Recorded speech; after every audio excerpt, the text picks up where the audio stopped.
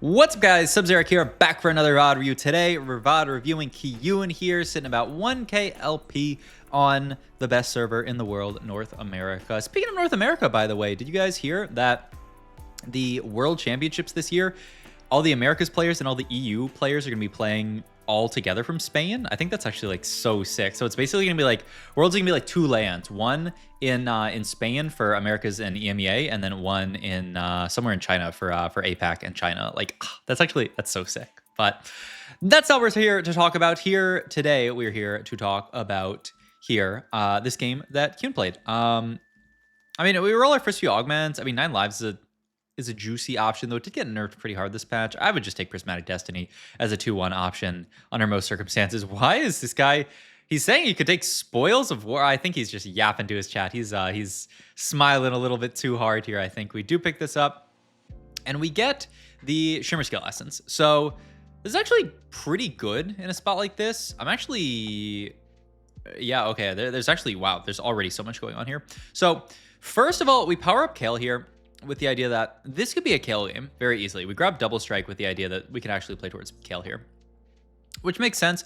Shimmer Scale, I would say one of the best augments that you can play into Kale, because you get your moguls, you throw it onto your front line, which is going to be Zac usually. You get your attack speed, and you're going to put that onto Kale, your Gambler's Blade, and I mean, you feel very, very good about it. It's a very solid line to play. I will say, though, Kiyoon, yeah, commits his remover here, and now scouts and sees this person is certainly going to play Kale.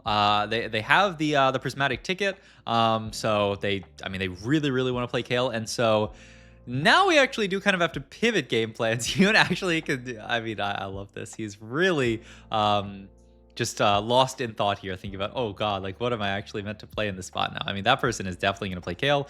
We have our Zac now. I mean, this can be our front line for sure, but we've also slammed JG, which is another kind of, committal early game item that, I mean, especially with the idea that you're going to get gamblers down the line, I don't think there's too many obvious lines to pivot into. I mean, you could do... there is a world actually where if you were winning more of these fights, you could look at like pushing levels really aggressively this game, like a fast 9 style setup, just using the extra gold from your gamblers and your moguls. But no, I mean, on a 3 loss, probably not here. I'm also actually curious to see what the take is off Carousel. I'd be really tempted to just take a Gargoyle here. Yeah, onto a Swain. I think this is really, really nice. We could even potentially move items to Swain at some point. For now, I think it's fine to just chill on this. And I honestly also... I really would support just to sell this Kale here and then power up the Atrox here to try to just play for the longest possible fights with Mogul's Mail here. I mean, you want to be proccing it as many times as possible. And in a lot of these matchups, especially boards like the Kale board, these are not high damage boards. So yeah, I actually really like selling Kale here, moving power up here. It is actually a pretty big bummer that we did actually we spent an entire power up remover to look for a good Kale power up, just because power removers, the further we've got into this set, the more precious I feel like they've become. Early on into the set, I think a lot of people are using these willy-nilly, oh, you can use this for tempo, whatever. These days, I mean, if it is not the difference between you 5-streaking and you not winning fights, you really don't want to burn power remover, because, I mean, you think about the Star Guardian comp, you need like perfect power-ups in that comp. You need your Gather Force plus your best defense. You think about, other like reroll lines like Kog'maw. You really, really, really want to get to your Caretakers, to your Fairy Tale lines like Katarina. You really want to get to, Katarina and Akali actually kind of same thing. The Dark Amulet, the Overheal one. Like there's so much. Crimson Veil, it is called. So it's so difficult actually to play the game without power removers, and so it's actually a big bummer that we burned one already. But all good. We will get there regardless. Kiyoon's a beast. And we do get our Gambler's Blade here. And I mean, Kale is definitely the best holder of this for now. We'll see where it ends up going down the line. We get a Sterax here if we want it. Great spot to play Ashe if that comp existed, but sadly it does not. And I mean, we have a JG slammed anyway, so probably not. We do see Jace pair, which is kind of interesting, but once again, like, I mean, you could almost say, sure, we're going to play like Jace Caitlyn here, Gamblers goes onto Cape, and then you have all these tank items that aren't going to go onto Jace. He is actually going to make the full Sterax slam here just to get that 3rd item onto Aatrox. Yeah, I mean, it's a good tank item onto most frontliners in the game, so you feel pretty happy about it. And I mean, hey, if it ever procs you up like a 2nd gold here, which, oh, think he was really close to getting there, then you feel good about it. So makes sense. All right, next augment here. I mean, I don't think Band of Thieves actually does that much in a spot like this. Could this ever be an augmented power spot? Oh, I almost want to take Fire Sale, but it actually, I don't know. Something's telling me like augmented power here in a spot like this. You don't want to spread power on this board. You really have all of your power in 2 units. The only downside to augmented power is that you have to like lose a little bit of strength right now. We're playing 2 out of 1 Mentor here, which is a little interesting. But we at least get 4 heavy in on this board, though. I do think. Well, I wonder if this is actually. I mean, you probably just drop. You probably just drop the Udyr for GP here, right? You don't have to play 2 out of 1. There's no need. I mean, sometimes people do actually play 2 out of 1 when they're like trying to pivot board and stuff like that, and it's like not even that bad. But I mean, here we can just play the GP, and the downside is we lose Jug, but I mean, you get you get mentor value onto your entire board here. I mean, yeah, I could actually see.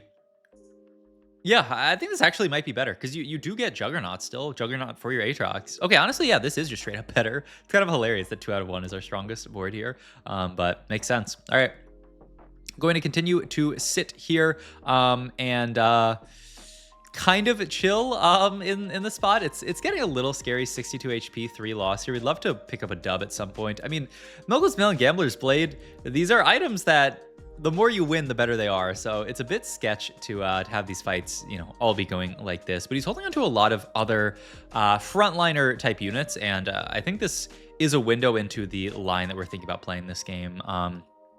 Obviously, take a Giant's Belt here onto the Lux here for, I guess, to finish off a tank. I don't know, actually. I'm kind of surprised that he took Giant's Belt in this spot here. I thought he was going to take a damage component here.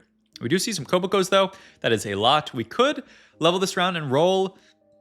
I'm almost surprised that he's not looking at level and rolling this round, just because we are pretty darn weak here. And one Kog'Maw, I would say, would spike us pretty hard here. That is the line that I think makes the most sense from my perspective, is just like, and yeah, he might actually, is he just going to team planner out his idea here? Yep, bunch of heavyweights on this board. And the idea is Kog'Maw plus heavyweights. So I guess we should talk about the different front lines in Kog'Maw, because you can play any of the front lines in Kog'Maw. You can play Bastion frontline, you can play Protector frontline, you can play Heavyweight frontline, you can play Juggernaut frontline. And that order that I just said all of those in my opinion, that is the order of strength. I think ideally you're playing for Bastion with a huge Swain 3. Second, ideally, you are playing for Protector with a big Nico. Third, ideally, you are playing for Heavyweight with usually a big Koboko, hilariously enough, just because he tends to be the main tank. And then thirdly, or fourthly, you're playing for 4 Jug with a big Udyr. I mean, I think that really is the order in terms of strength. Swain is just a monster. Nico actually got buffed up, so she's more acceptable these days. And then the other options, I mean, I don't think amazing, but we are in the spot here where we have 4 Kobokos, we have 2 Jaces here. Like, we have a lot of, we've made a lot of progress on the heavyweight version here. Yeah, Kiyoon's actually going to keep all the options open here, which is, I mean, so crazy. We actually had double Cassante here, which almost feels like it's enough to just say I'm going to commit to Protector's version. Yeah, he's going to actually sell off the Bastions there. Still holding on to the Heavyweights version, though, as we continue to roll down here. I mean, one thing about Kog'Maw is this, this board is kind of high APM because you have to try to do this toggling thing. Kiyoon's actually not going to go for the toggle here, which is one of the other things that I want to talk about. Oh my god, that was a quick Koboko 3, by the way. Oh my god. That is wild here. All right, 6 heavyweight. Beautiful transition here. Gonna make the Gnasher's Tooth onto the Kog'Maw. And this is, I mean, really, really cool itemization. I actually want to pull up the stats here onto Kog'Maw here, because yeah, it's like Kog'Maw, star level 3, item count 3. I mean, I really want to jump down the rabbit hole, because, like, before, old days, we went to Archangel Shojin, people were always going for this kind of setup. I mean, Nashor's looks better or about the same as a lot of these other setups, and I think the idea is once you have JG, all of a sudden Nashor's becomes fantastic. Like, this JG Nashor setup actually looks really, really, really nice. Like, you can go some kind of like JG Nashor's, obviously Artifact is ideal. You can go the JG Nashor's. I'm a big proponent of JG Nashor's is Biss on everybody, or Nashor's +1 is Biss on everybody, and I think the Kog'Maw is telling me that that is also true. I wanted to just filter craftable here to see. Yeah, I mean, it says Edge of Night, Shojin Archangels, makes sense. This setup is just so good. Means that your Kog'Maw's not going to get blown up. Gives you a Shojin and then a scaling item. So that makes sense here. So I guess nothing, you know, like no huge changes. But because we made the JG, we actually make the Nashers. And it looks pretty good here. And now we have all of these, we have all these cogs at this point. We have the Koboko 3 that we kind of teleported to, honestly. And we're about to rotate into our Prismatic here, which ideally I think you're looking for like Radiant item, and then you can go for like Radiant Shojin here. But we can't pick that up.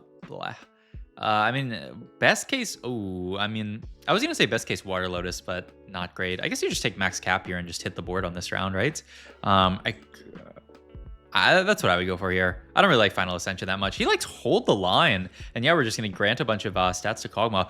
Oh, look at this. Look at this from Kiyoon. This is actually sick here. We only have the one Reforger, so this is kind of sketch, but he's going to double Reforge. The idea being Gambler's Blade is pretty mediocre. We already have an Archangels that we can make here. We're likely going to make like Archangels plus like Crown Guard or something. So we can get a normal item. So we might as well reforge both of these. That's crazy. And we hit, I mean, Unending Despair is fantastic. Mana Zane, I think is quite good onto Kog'Maw as well. I mean, I don't think it's, I don't think it, like, if you're looking at like Orin items specifically, and yeah, I gotta filter this, just do it like this. Yeah, okay, it's pretty bad on Kog'Maw actually. I mean, I was hoping that we get a bunch of casts off. I mean, yeah, it looks pretty bad. It's an item at least, though. You could not put it on, I mean, you're gonna put it on Kog'Maw. I mean, actually, maybe Archangels is just better.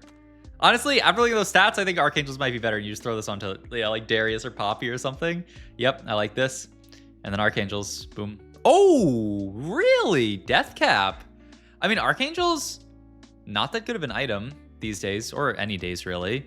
Okay, pardon me. I'm gonna do one more stats check here and just look at craftable items and look at Archangels versus Death Cap. Archangels, Death Cap. I mean, stats say it's slightly better. Yeah, I could see it. I mean, Archangel's just not that great of an item these days, and so yeah, we are not going to play for it. All right, we are actually not Kog'Maw toggling, which is something that I kind of wanted to talk about today, where you I'm sure many people have seen it, but he didn't actually end up doing it this game, which is kind of hilarious. But the tech is, if you guys haven't seen this in your games, and if you have seen it in your games, then I mean, I'm sorry, is you can bench Kog'Maw and swap him out for any of the other, you can swap him out for Rammus and stuff like that. And the upside is, makes it more likely for you to hit Kog'Maw because you're pulling from the Rammus pool. And the other really nice thing is that if you're contested Kog'Maw, this is the crazy thing about it, is if you're contested Kog'Maw, I just played a game where 3 people hit Kog'Maw 3 because one person was looking for Rammuses, one person was looking for Kog'Maws, and one person was looking for Smolders. And you know, once the other people have hit Kog'Maws, then you can also look for Rammus. So it's so easy to hit actually. It's kind of disgusting to hit here. We end up making Protector's Vow here. We're going the super best defense setup here onto Koboko, by the way. The only problem is we don't have the best defense on a Koboko. If we can get to it, this Koboko is going to be a monster. I mean, this is such a cool way to show off the 6 heavyweight version, just because I think this is the least played version of Kog'Maw, really. I mean, the Juggernaut version, pretty low play rate as well. But I mean, Kiyoon's doing a great job of showing, I mean, the power of, I mean, just a big Buko here on this board here. Yeah, the Hold the Line value giving a lot of extra AP to Kog'Maw. I guess that's the other idea why like we didn't want Archangels. We already have so much AP on him already. So yeah, makes sense. I mean, to be fair, Hold the Line 6 units, buffing up 1 Kog'Maw. I mean, it makes a lot of sense from a just getting stats perspective. I think I'm a little bit too much of a Hold the Line hater. Like, I don't end up taking this augment that frequently, and I think this is like a specific spot where like it would have made a lot of sense. And to be fair, I mean, we didn't even need the extra econ from max cap. We hit the Kog'Maw pretty quick. It does feel, by the way, like it is so easy to hit these units. Some people, there's kind of conflicting reports going around. Some people say that there's just 54 copies of, and there's also 55 hot dogs, 55 shakes.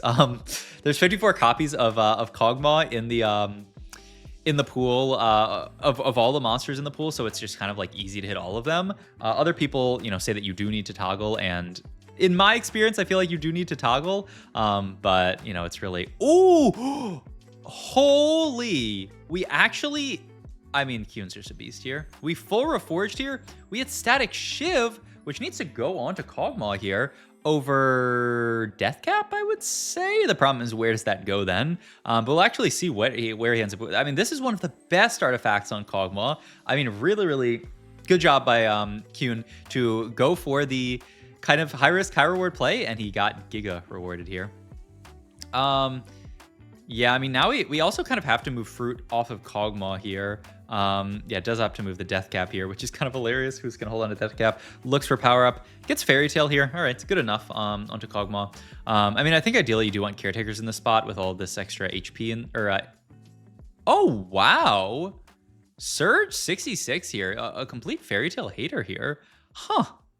Interesting. I'm really surprised by that take. Does he yap here about why he took that? Because this is such an interesting idea, actually. Honestly, is it a takedown? Which is Surge, sorry. Is it a Surge or hyperactive? I think Surge is more consistent. Surge is more consistent. I need a flight cost. Huh. Interesting. I mean, I guess he's more of a fairy tale hater. Okay, you know what? This is going to inspire me to go look at a bunch of VODs of Kog'Maw players and see what power-ups they're taking. Because I was still in the idea of fairy tale as being a very, very good option. But it looks like Kiyoon, just especially in this spot where like he doesn't have Shojin, he's not really considering fairy tale at all here, which it's quite interesting. Okay, well, good to know. I will. You know what? I'll post my findings to my Metaphy supporter group. Any Metaphy supporters out there? I've been working on this tool to kind of like help me VOD review a bunch of players. Get a bunch of like final board screenshots of players at the same time, and so I think I'm going to probably use that for this this idea. All right, we take an okay loss there, but not too bad. At the end of the day here, we can look for a Seraphine item or a Jace item. We are really close to Jace 3. We pushed level 8 to look for an extra unit on this board. The level 8 for this board is, you know, a bit awkward. There's no obvious in, especially when you're playing this variant of the comp. Also, oh my god, what are those? There's some crazy there's some crazy emblems there. But yeah, the level 8 on this comp is quite awkward. Like Kiyoon actually said when he was talking there, he's kind of just looking for a 5 cost. A TF, a Seraphine, obviously, a Zyra, probably not Braum on this board, but you know, on other boards you can play Braum and stuff like that. You know, like a Varus if you're playing stuff like Cassandra. Actually, on this board, we're still playing Zac, right? So we can play Varus as well on this board. There is just like a lot of the 5 cost fit, and you really don't have an obvious level 8. On the Protector board, you can play Strategist, obviously, but you know, on this board, there's really not an obvious in here. So the random Seraphine, I think, is actually pretty good, especially after Seraphine's been buffed and buffed and buffed and buffed. Especially with a 6 heavyweight board, she should get a decent amount of friendship power from just all this HP that we have on the heavyweights. So Cog doing some good spitting. Seraphine doing 500 damage. Did she cast there at all? I'm not sure, but a top 4 locked in for Mr. Kiyoon here. So I mean, I think it's a cool game from Kiyoon just because like it's non-standard Kog'Maw itemization. It's a non-standard Kog'Maw board, and still, I mean, he's locked in top 4 with it, and we'll see. I mean, the sky is the limit here in this spot here. We'll see here. We do still, I mean, and we have Jace 3 still as an out. Our items are pretty trash for it, but I mean, you take it, right? It's better than nothing. And Poppy 2 is also a big upgrade here. Rolling down here, picking up another Jace here. Actually, wow. Open sold Seraphine there to actually roll down. Just said, you know what, Seraphine sucks. Moves the power up and gets body change onto Koboko. Still really, really good because you get extra shield with the artifact that we have there. I mean, you definitely would prefer best defense here in this spot here. Take a loss here, but that is Jace 3. At least he's going to ensure to pop the other items off so that he can make sure the Titans ends up there. And I guess he just has to play Kennen for now. I mean, I think he kind of realized that Seraphine wasn't really doing much here. He's also going to put the Morello onto Jace because who else are we going to put it on is the question. And then, yuck, yeah, these items have to go into Poppy. I mean, AP onto Poppy, not that bad. Man, our items or everything is so scuffed here. I mean, I feel like Kiyoon played this game really, really nicely. This is one of those like not easy games to play out, but we are gonna die here. But I think he actually played this game really, really nicely and turned a very awkward spot into a top 4 and showed off a nice Kog'Maw board where with better power-ups we could probably have, you know, top 3, top 2 this game. So hope you guys enjoyed this video. As always, if you did, please like, comment, and subscribe. Check out my Twitch, Metafy, on the links down below. I'll see you guys in the next video. Thanks for watching as always.